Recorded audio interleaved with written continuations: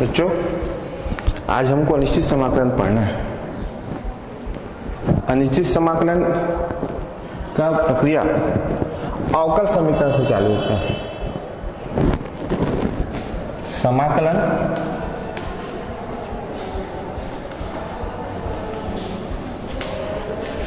अवकलन की विपरीत प्रक्रिया होती है।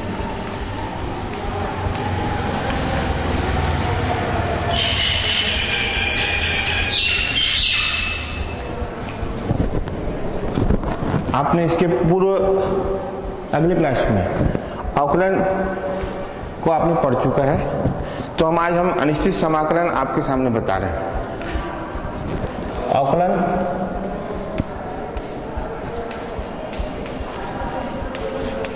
गणित में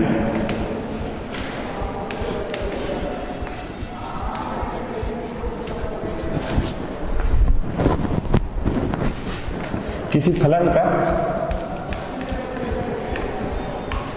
अवकल गुणांक ज्ञात करते हैं।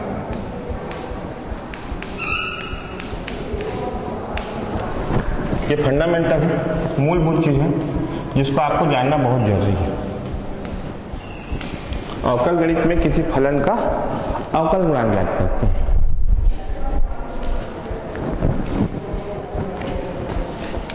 किंतु समाकलन गणित में जिस फलन का मान ज्ञात करते हैं वो क्या होता है, किसका होता है? अवकल गुणांक का होता है।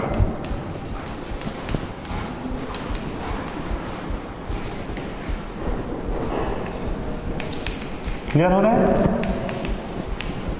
दोनों प्रक्रिया में समाकलन और अवकलन एक दूसरे से रिलेशन है, एक दूसरे से संबंधित है, जुड़े हुए हैं। समाकलन अवकलन की विपरीत प्रक्रिया होती है। अवकलन गणित में किसी फलन का अवकलन गुणांक कहते हैं, लेकिन समाकलन गणित में जिस फलन का मान ज्ञात करते हैं वो अवकल गुणांक का होता है। क्लियर? अब इसको डिफाइन करते हैं, परिभाषाओं पे जाते हैं।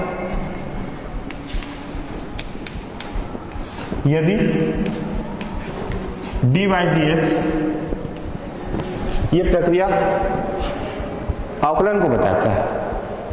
अवकलन मतलब D by D x relation होता है, संबंधित होता है। तो हम डी बाई डी एक्स बड़ा एफ एक्स का जब हम करते हैं अवकलन, उसका स्मॉल एफ एक्स या छोटा एफ एक्स प्राप्त होता है। उस कंडीशन में क्या होता है बच्चों, एफ एक्स का समाकलन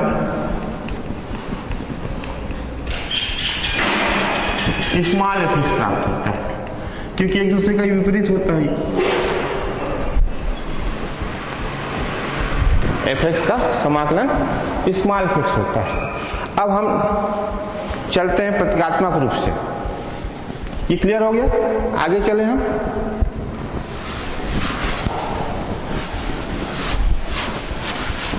ये बेसिक मूलभूत चीज है। जब तक हम समाकलन को इन भाषाओं से नहीं जानेंगे कि यहाँ पर अवकलन आया, इस अवकलन के बाद अपन अब इसको प्रतीकात्मक रूप से लिख रहे हैं।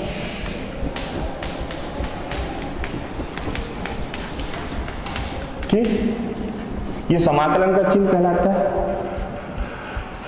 इस समाकलन में हम इस छोटा एफ एक्स का हम समाकलन करेंगे dx, जो हमको बड़ा एफ एक्स के रूप में प्राप्त होगा। एक दूसरे की विपरीत प्रक्रिया, बड़ा एफ एक्स का हमने अवकलन किया तो छोटा एफ एक्स आया। छोटा एफ एक्स का जब हम समाकलन करेंगे तो ये बड़ा रूप आएगा।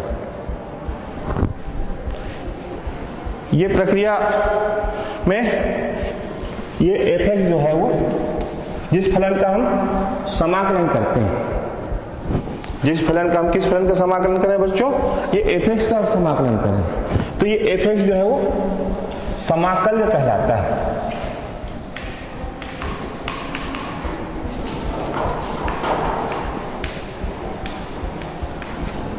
ये fx समाकल्य कहलाता है, इस समाकल्य कहते हैं इसको। ओके,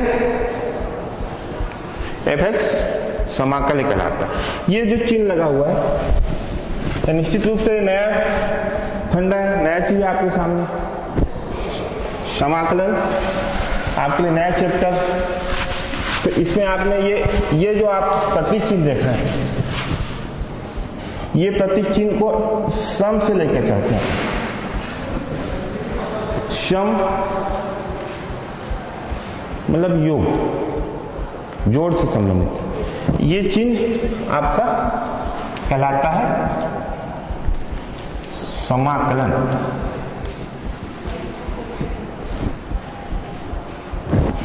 इस चिन्ह को हम कहते हैं समाकलन, और जिस फलन को हमने समाकलन किया है वो समाकल्य कहलाता है। क्लियर हो रहा है? ओके, अब इसमें ये चिन्ह आपका हो गया सम, इसको कह दिया हमने समाकलन। आगे हम और चले बच्चों, जो आपके आगे अवकल समीकरण पढ़ेंगे उसमें काम आएगा। सी एक्स स्वैच्छ चर है, एक निर्दिष्ट मान है जो हमने 11 में पढ़ा हुआ है। तो स्वैच्छ चर है, ये कुछ भी मान ग्रहण कर सकता है, इसका मान कुछ भी हो सकता है। सी का मान 1, 2, 3 या पाई जो भी रख सकते हैं, मतलब कुछ इसके मान कई हो सकते हैं जब सी स्वैच्छ चर है। और हम जानते हैं कि D by D X capital F X plus C का जब हम अवकलन करेंगे तो इसका मूलभूत चीज आएगा स्मॉल एफ एक्स। अब आपके सामने एक बात आ रही होगी कि सर ने तो इसका अवकलन कर दिया, लेकिन सी कहाँ गया? जब हम सी की बात करते हैं तो सी जो है वो स्वैच्छ चर है, तो स्वैच्छ चर का अवकलन जो होता है वो शून्य होता है। D by D C is equal to बराबर 0, D by D X C बराबर 0। अब आपको समझ में आ रहा है? ये हमने सी को कांस्टेंट या नितांक राशि का अवकलन जो होता है वो 0 होता है। तो यहाँ सी आपका 0 हो गया, 0 हो गया, और ये एफ एक्स का अवकलन क्या हो गया? छोटा एफ एक्स, जिसको कहते हैं स्मॉल एफ एक्स। अब इसके आगे हम इसका समाकलन करते हैं।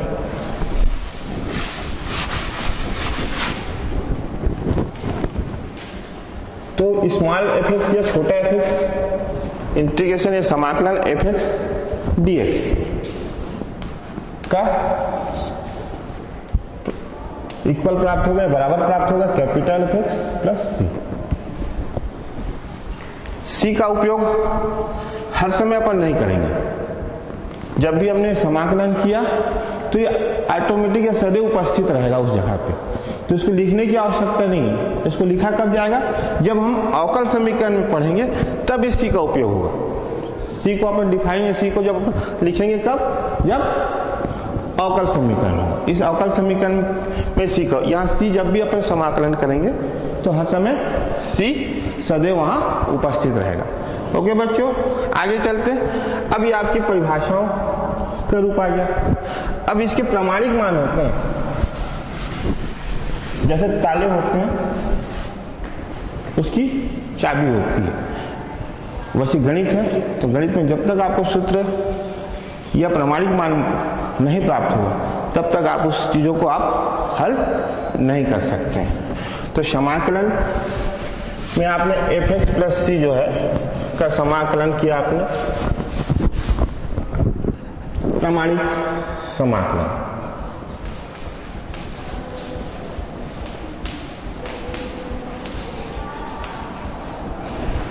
तो सबसे पहला प्रामाणिक समाकलन क्या है?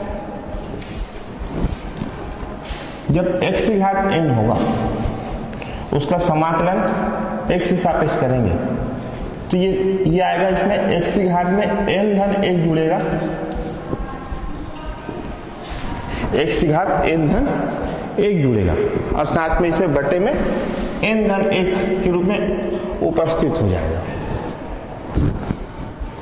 ये पहला फार्मूला जो आपको हर समय काम आएगा।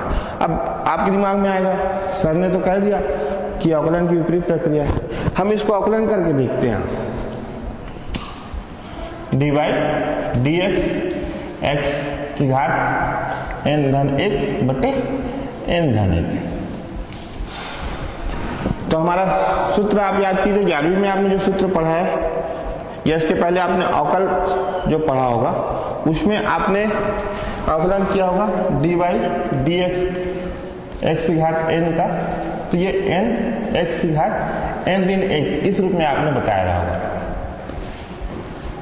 ठीक है बच्चों, याद है? आज क्लियर हो गया कि x की घात n का अवकलन क्या होता है, n x की घात n ऋण 1।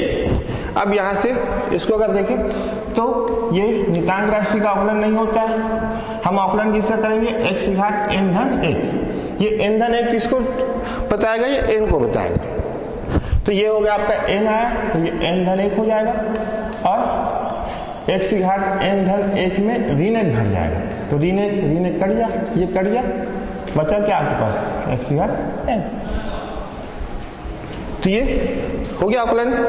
समाकलन जो होती है अवकलन की विपरीत प्रक्रिया है, जिसका हमने समाकलन किया ये प्राप्त हुआ, इस अवकलन किया हमने इसको, तो ये समाकलन की राशि प्राप्त हुई।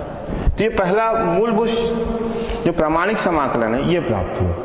दूसरा आपका आएगा सूत्र इंटीग्रेशन 1/x या 1/x dx, ये लॉगरिथम के रूप में प्राप्त होता है, log e x।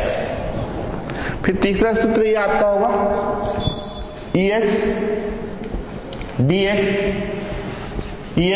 का समाकलन ex, ये चरघातांक की श्रेणी जो आपने 11 में पढ़ा होगा, उस चरघातांक की श्रेणी का समाकलन वैसे का वैसे रहता है, इसके मान में चेंज, इसके मान में परिवर्तन नहीं होता है। ex का समाकलन ex ही रहता है। चौथा sin x, त्रिकोणमिति sin x का समाकलन ऋण cos x होता है। ब्लैक बोर्ड का तो डाइवर्सिफाई कर रहा हूं, 2 भागों में बांट रहा हूं। ये समाकलन के प्रमाणिक मान है, इन्हीं से क्वेश्चन आगे बढ़ने हैं। cos x dx का मान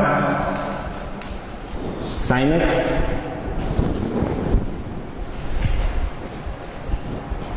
फिर sec स्क्वायर x dx का tan x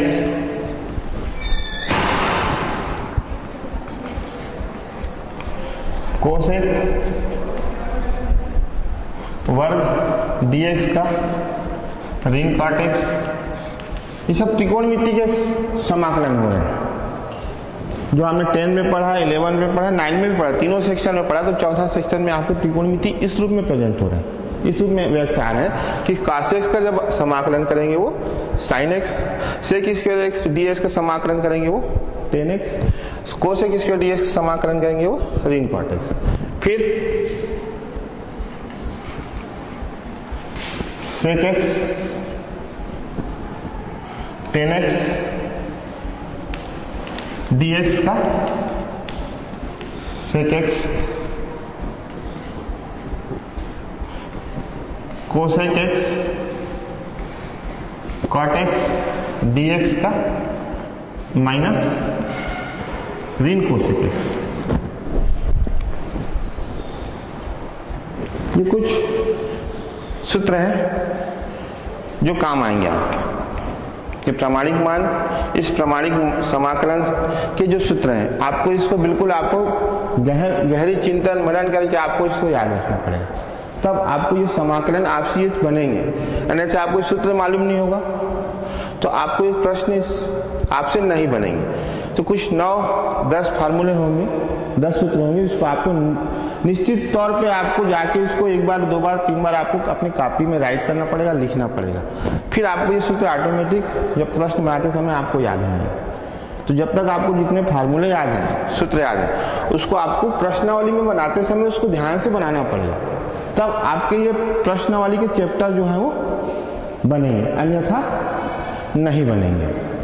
तो बच्चों इस बात को यहाँ से ये जो चीज आ रहा है ये बनेंगे, आपसे याद रहेंगे। इस सब चीजों को याद करना आपको बहुत जरूरी है।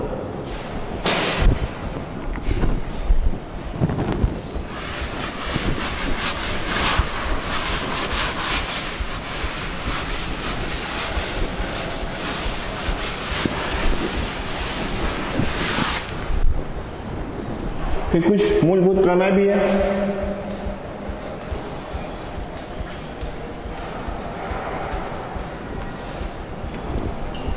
मूलभूत प्रमेय में क्या बच्चों, जब हम समाकलन करते हैं, फलन का समाकलन होता है, निश्चित तौर पर अपने को पता है। समाकलन के साथ dx भी लगता है, क्योंकि dx से सापेक्ष ही अपन समाकलन करते हैं। साथ में इसमें c पद आ जाता है। c मतलब स्वच्छ राशि, नियतांक राशि जिसको कहते हैं अपन, जिसका मान बदलता नहीं है।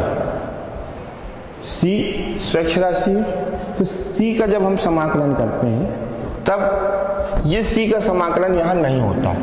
स्वच्छ राशि का समाकलन नहीं होता, सिर्फ फलन का ही समाकलन होता है।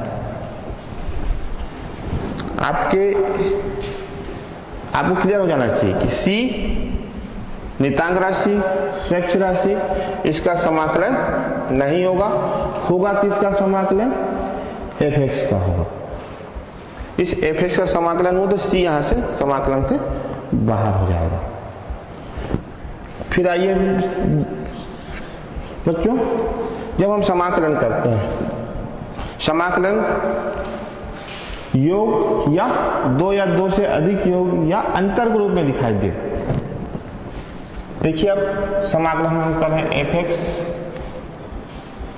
धन f2x। अब इसका हमको समाकलन करना है, तो ये दो पद के रूप में दिया हुआ है, साथ में धन चिन्ह, तो ये अलग अलग पदों में समाकलन होगा। ये सब प्रक्रियाओं से गुजरना होगा, तब आपके लिए समाकलन जो विषय वस्तु है ये सरल होगा। जब तक आप इस समाकलन की प्रक्रिया को नहीं समझेंगे कि हमको दो पद दिया गया है, एक धन के रूप में हो सकता है या ऋण भी हो सकता है, दोनों चिन्ह का उपयोग कर सकते हैं। तो इसमें इस प्रक्रिया को गुजरने के लिए आपको ये अलग अलग पदों का हम समाकलन करेंगे। या धन होगा या फिर ऋण भी हो सकता है।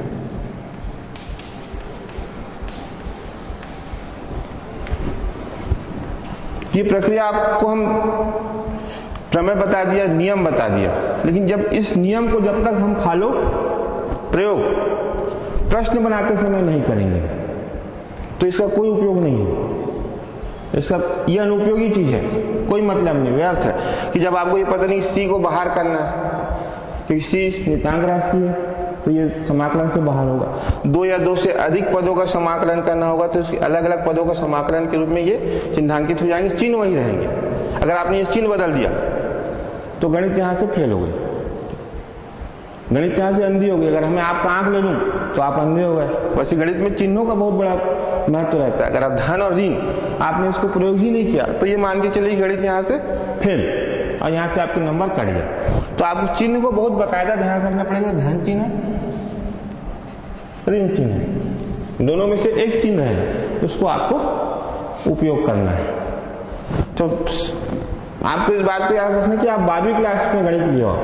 गणित का मतलब होता है कि आपको इंजीनियर बनना है और पूरे देश का स्ट्रक्चर खड़े करना है, इमारत बनाना है, आपको हेलीकॉप्टर बनाना है, आपको हवाई जहाज बनाना है। इस कंडीशन में जब तक आप इस चीजों को आप उपयोग करना नहीं सीखेंगे और आगे नहीं बढ़ेंगे, तब तक आप तो कुछ बात नहीं बन पाएगा। तो ये सब सूत्रों को मैंने बता दिया, प्रमाणीकरण। कुछ सूत्र और है जिसको और देखें कि समाकलन 1/वर्गमूल 1 ऋण x का वर्ग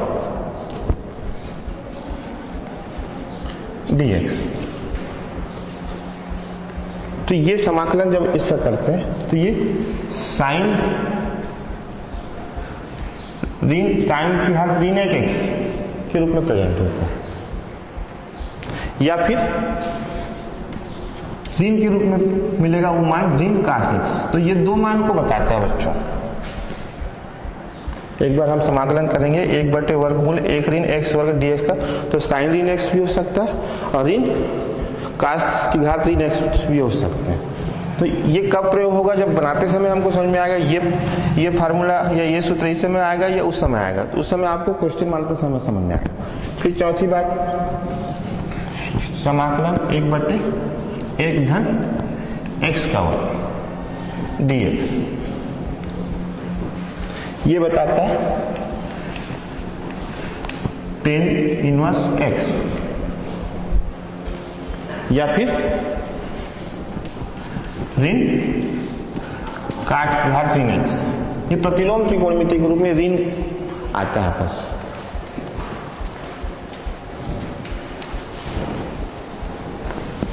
तो साथियों बच्चों, ये सब फार्मूले हमको पता होना चाहिए, और जब तक सूत्र पता नहीं होगा आपसे प्रश्न नहीं बनेंगे। तो कुछ सूत्रों के माध्यम से आप क्वेश्चन पे चले।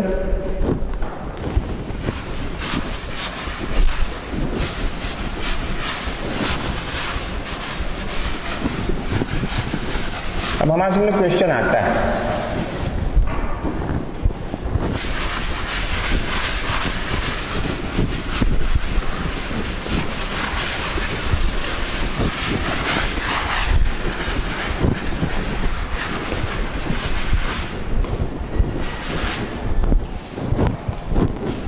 क्वेश्चन की बात कर रहे हैं,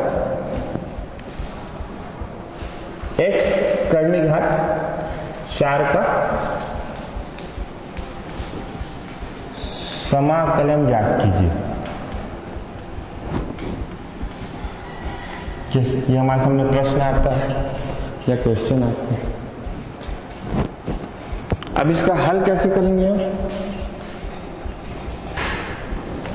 इसका समाकलन करना, तो समाकलन चिन्ह से इसको प्रेजेंट करना पड़ेगा, प्रतीकात्मक रूप से बताना पड़ेगा कि समाकलन लिखा, साथ में x करनी घात 4 लिखा, साथ में आपके सामने dx लिखा। करनी का मतलब 9th में आपने पढ़ा है करनी चिन्ह। तो करनी का वैल्यू क्या होता है, मान क्या होता है? 1/2। जब हम करनी घात n लिखते हैं तो इसका मान क्या हो जाता है? 1/n। पूर्व ज्ञान अपन ले ले कि करनी का मान 1/2 होता है, तो करनी घात n का मान 1/2 होगा। तो यहाँ करनी घात 4 लिखा हुआ, इसका मान क्या हो जाएगा? x की घात 1/4। ठीक है बच्चों, x की घात 1/4।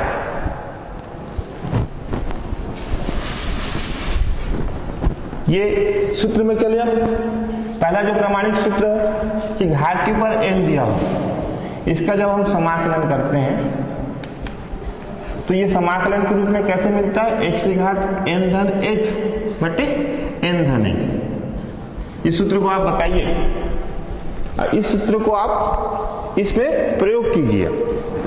क्या हो जाएगा बताइए कि x की घात 1/4 लिखा हुआ या x की घात n, तो n का मान कितना हुआ? 1/4। तो अब 1/4 यहां जाएगा, ये हो जाएगा आपका x की घात 1/4 धन 1 और 1/4 धन 1। अब इसका वैल्यू क्या हो जाएगा? x की घात 1 धन 4/4 और 1 धन 4/4। तो x की घात 5/4 और ये 5/4। ये आपका आंसर आएगा 4/5, x की घात 5/4। ये आंसर होगा बच्चों। Okay, thank you.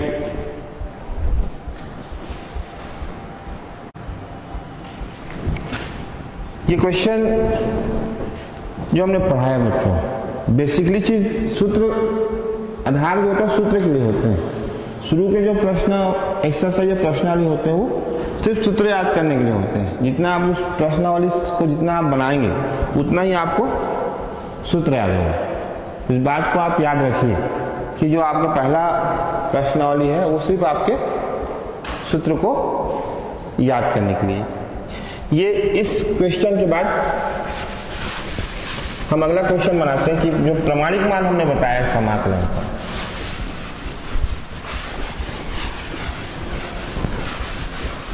इसका दूसरा क्वेश्चन देखते हैं। ये प्रश्न मैं आपके सामने लिख रहा हूं।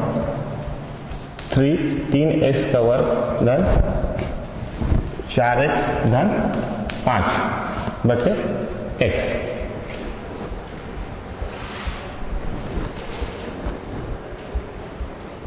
तीन एक्स का वर्ग धन 4x धन 5 बटे x।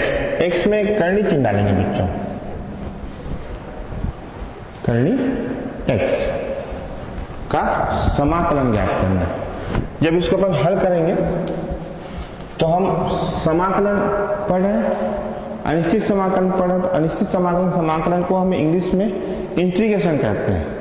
इंटीग्रेशन मतलब आई से चालू होता है, तो इसको हम आई के रूप में मानेंगे। इसको मानेंगे माना आई बराबर समाकलन 3x का वर्ग धन 4x धन 5 बटे करनी x। जब समाकलन चिन्ह लगाया तो ये dx लगाना जरूरी है। जब तक हम समाकलन में dx का प्रयोग नहीं करेंगे तब तक समाकलन पूर्ण रूप से सही नहीं रहेगा। अब इसका समाकलन करना तो कितने पद हैं? 1 2 3। इस तीनों पदों को हमको अलग अलग लिखना पड़ेगा।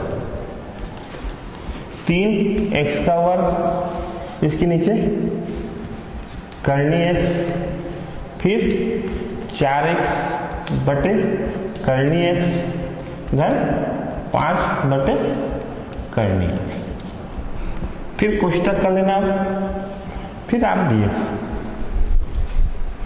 तो मैं आपको मूलभूत प्रमेय बताया था मैं आपको कि 2 या 2 से अधिक 3 पद हो और ये योग धन के चूर्ण रूप हो तो इसको अपन अलग अलग समाकलन करेंगे। ठीक है, इसके पहले अपन इसको थोड़ा आगे हल कर लें, क्योंकि x वर्ग यहाँ दिख रहा है, x नीचे भी दिख रहा है और इसका मान हम x का करनी का मान हम यहाँ रख लें 3x का वर्ग बटे x की घात 1 बटे 2, फिर धन 4x बटे x की घात 1 बटे 2 धन 5 बटे x की घात 1 बटे 2, फिर कोष्टक ले लेंगे। यहां तक क्लियर? कोई समस्या नहीं? अब आगे चले बच्चों। देखिए हम ये मत सोचे कि हम 12वीं पढ़ रहे हैं, अब हमको कहाँ जाना पड़ेगा? 8वीं में। ये x और x दोनों में दिख रहे हैं, तो हमने जो घातांक का जो नियम पढ़ा है कहाँ? 8वीं में। उसका प्रयोग करेंगे कि जब आधार समान होते हैं तो घात जो है वो घट जाते हैं, हट जाते हैं। तो यहां वही बात आएगी, क्या हो जाएगा यहां पास? 3 x की घात 2 ऋण 1 बटे 2। ठीक है, फिर धन 4 x की घात कितना है? कोई चीज ना हो तो अपन 1 मान के चलते हैं, यहां 1 लिखा हुआ है, 1 ऋण 1 बटे 2, फिर धन 5। जब x की घात 1 बटे 2 ऊपर जाएगा तो भी घातांक का नियम बनेगा कि 1 बटे x की घात n हो तो अपन x की घात ऋण n लिख देते हैं। ये 8वीं और 9वीं के टेक्स्ट बुक में दिया गया है। तो ये 1 बटे 2 ऊपर जाएगा तो क्या हो जाएगा? ये x की घात ऋण 1 बटे 2 हो जाएगा और ये कोष्टक होगा।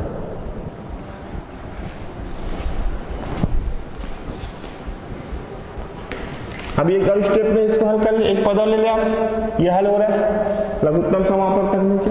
क्या हो जाएगा इसको, 3 x की घात 2 दूनी 4 ऋण 1 बटे 2, फिर 4 x की घात 2 ऋण 1 बटे 2 धन 5 x की घात ऋण 1 बटे 2, फिर एक कोष्ठक।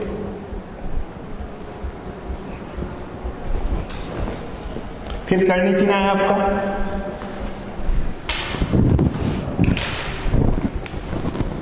3 x की घात, ये हो जाएगा आपका 3 बटे 2, फिर धन 4 x की घात 1 बटे 2 धन 5 x की घात ऋण 1 बटे 2, कोष्ठक करके आपको पूरा चीजों को dx के रूप में ले लेना।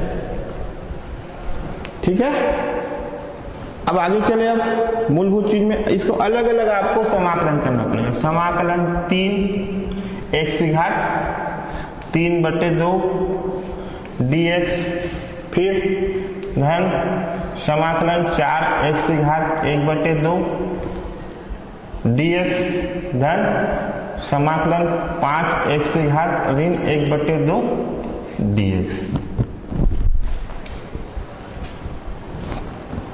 बच्चों ये हो गया यहां तक। आगे चले, यहां से इसको मिटा दें।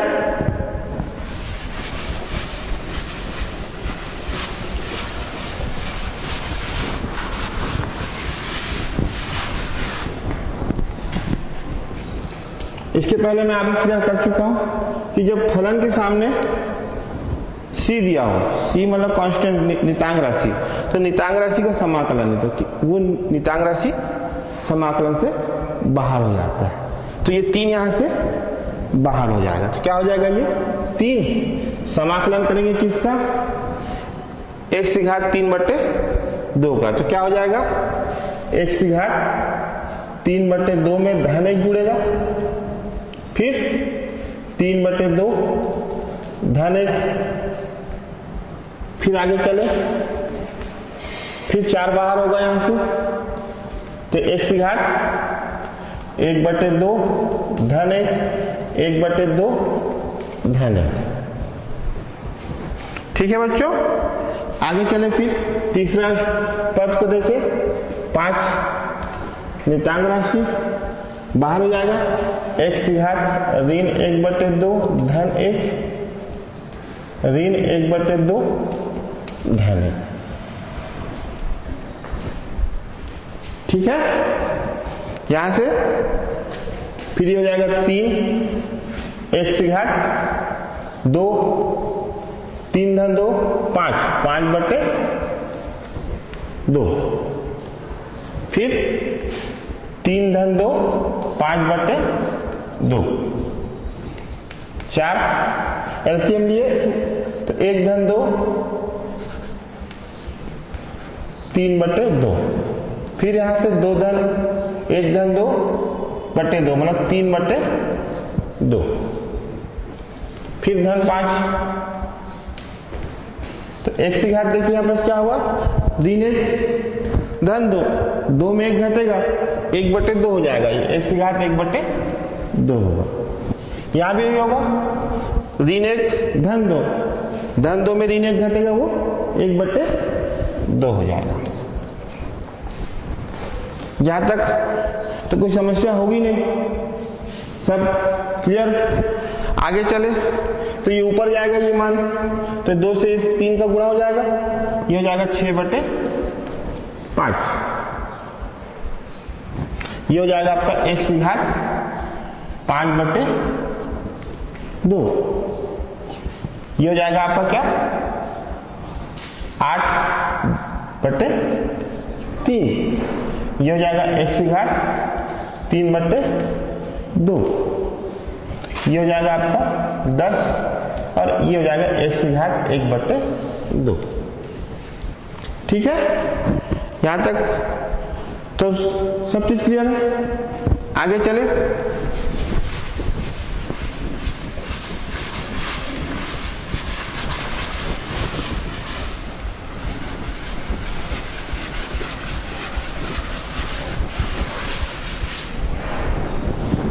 आगे चलते हैं बच्चों। तो इसमें क्या देखिए, ये 5/2 लिख रहा है, तो इसको अपन करें तो x की घात 2 धन 1/2 के रूप में तोड़ सकते हैं। इसको भिन्न के रूप में तोड़ सकते हैं। 2 दूनी 4 धन 1 5/2। तो यहाँ पर अगर हम क्लियर करते हैं x की घात 2 और x की घात 1/2 घातांक नियम से आधार समान होगा तो घात जुड़ेगा, 2 धन 1/2 हो जाएगा। तो यहाँ x/2 x की घात 1/2 दिख रहा है, ठीक है। इसको भी देखें तो क्या हो जाएगा, x की घात 3/2 लिखा हुआ, तो क्या लिख सकते हैं इसको, 1 धन 1/2। तो यहाँ क्या हो जाएगा, देखिए x की घात 1 गुणित x की घात 1/2। तो 3/2 में भी x की घात 1/2 है, x की घात 5/2 में भी x की घात 1/2 है, ठीक है। मतलब यहाँ x की घात 1/2, यहाँ भी x की घात 1/2, यहाँ भी x की घात 1/2, मतलब यहाँ से ये उभयनिष्ठ हो रहा है। कर दूं डायरेक्ट, सीधे कर दूं। और यहाँ देखिए 2 गुणित 5, 2 गुणित 4 और 2 गुणित 3, सभी पदों में 2 दिख रहा है। मतलब यहाँ क्या उभयनिष्ठ हो रहा है, 2 की घात 2 और x की घात 1/2। क्या बचेगा बच्चों, यहाँ 3/5 और यहाँ क्या बचेगा, 1/2 कॉमन हुआ तो x का वर्ग बचेगा। यहाँ लिख दो x का वर्ग, कंफ्यूजन तो नहीं होगा, क्योंकि 1/2 जाके 2 से जुड़ेगा तो 5/2 मिलेंगे। ये हम घातांक नियम से काम करेंगे, ठीक है। यहाँ पास क्या बाहर होगा, 2, तो ये क्या बचेगा आपका 4/3। और यहाँ हमने 1/2 उभयनिष्ठ कर लिया, 1/2 उभयनिष्ठ किया तो क्या बचा यहाँ पास, x बच गया, ठीक। तो यहाँ क्या बचेगा आपका x, और ये आपका यहाँ से 2 भी बाहर हो गया, x की घात 2 बाहर भी हो गया, तो बचा क्या यहाँ पास 5।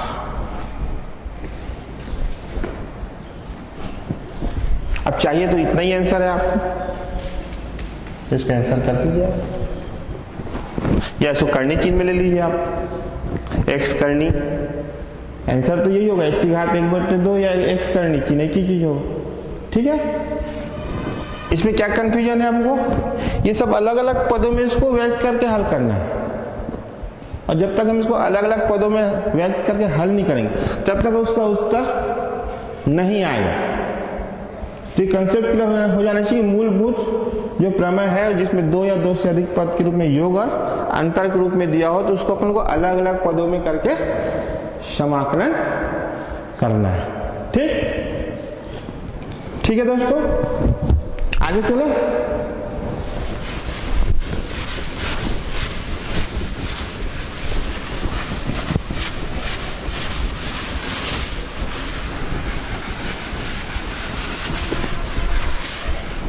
देखिए एग्जाम में क्वेश्चन ऐसे आ जाते हैं हमारे सामने, कभी क्वेश्चन आया, ये क्वेश्चन आया आपके सामने, प्रश्न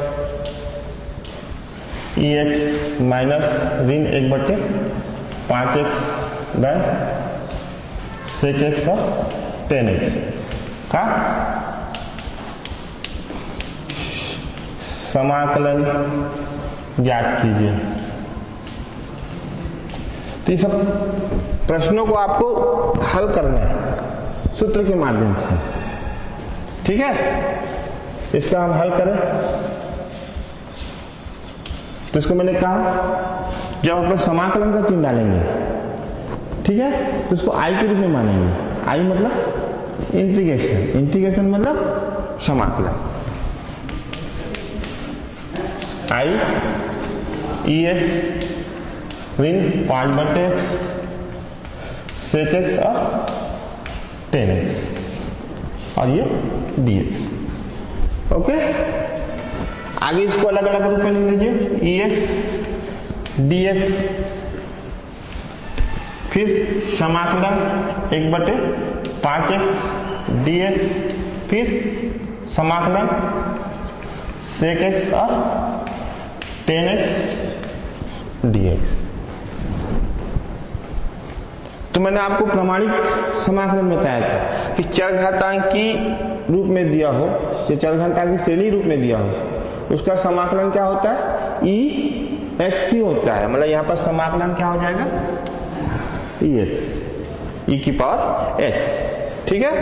फिर यह 1/5 नितांक राशि, तो नितांक राशि का समाकलन नहीं होगा, किसका होगा, 1/x। तो 1/x का समाकलन क्या हुआ, लॉगरिथम में मिलता है log ex, और sec x tan x का समाकलन sec x होता है। ये आंसर। तो ये आंसर आया। अब इस टाइप से प्रश्न आए, 2 या 3 नंबर के प्रश्न आते हैं, इसको आपको बना के रखना पड़ेगा। ठीक है।